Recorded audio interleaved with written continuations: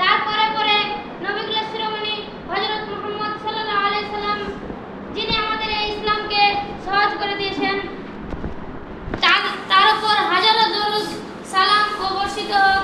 আল্লাহুম্মা সাল্লি আলাইহি, আল্লাহুম্মা বারিক আলাইহি, আল্লাহুম্মা আমিন।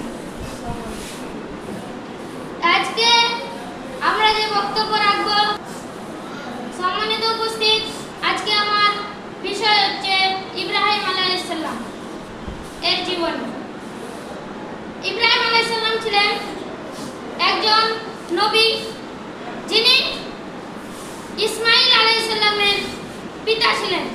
তাকে নবীদের পিতা বলা হয়। তিনার পিতা ছিল আজর। আজর ছিল একজন মূর্তি পূজারক। তার পিতা পূজা করত মূর্তিদের এবং মূর্তি তৈরি করত। এই জন্য ইব্রাহিম আলাইহিস সালাম তিনি সবসময় আল্লাহর কথা ভাবতেন।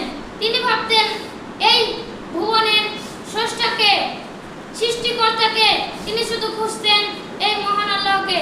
তিনি একবার ভাবতেন যে সূর্য মহান, সূর্যই আমার ঈশ্বর বা প্রভু।